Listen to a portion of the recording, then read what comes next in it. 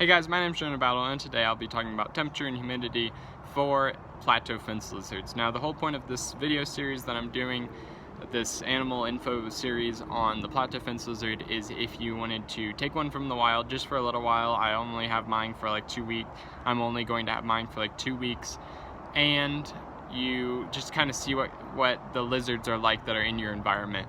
So you can't really get these in captivity. There's stuff similar like the emerald swift, but not quite a plateau fence lizard because I don't believe anybody's breeding them in captivity.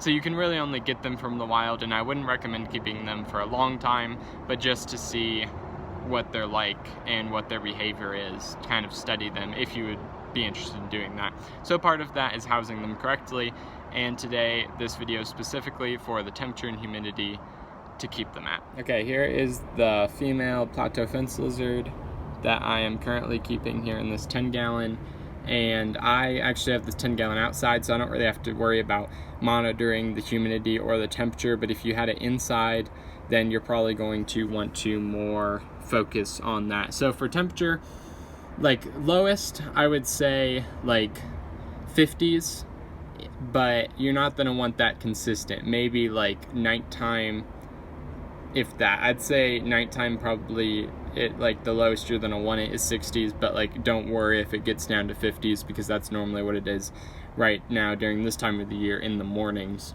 And it's pretty cool being out here because I get to see their environment, see when they're out and when they're not out. So I kind of I know when they are, like what temperatures suit them best, and make sure you have like a hiding area for them, because if it is going to get that cold during the night or something, then they need somewhere to hide that will kind of keep them warmer. And then, so that's like lowest, very lows. I'd say if you want to have a temperature gradient, which you do, so then they can regulate themselves, you're going to want like 70s on one side and then 80s on the other, something like that.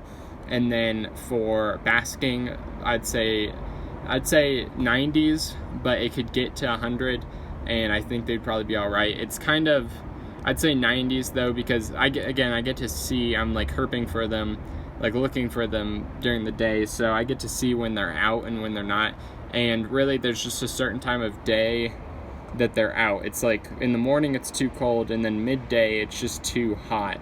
So in between that, when the sun's just coming up, that's when you normally see them, and there's a lot out basking and getting warm, and UVB and everything. And then also again have a hiding place for them to stay cool as well, like under a rock or something, as I have like this cave here. So I think that should be, I didn't give exact numbers. Oh, and then humidity is, I would say like 10% up to 60%. The most I've seen here since I've been here, and this is during monsoon season, is like 60 something, and then it can get really low humidity. So I wouldn't really worry about these guys with humidity. I would say have like a wet, like kind of have it moist under in their hide, so then they can properly shed, but it shouldn't be too much of a problem if you're only keeping them for a little while. So I hope you guys found this video helpful. If you did, like down below. If you have any comments or concerns, put the comments below, and if for more content, then subscribe. I hope you have a fantastic day, and I hope to see you in the next video.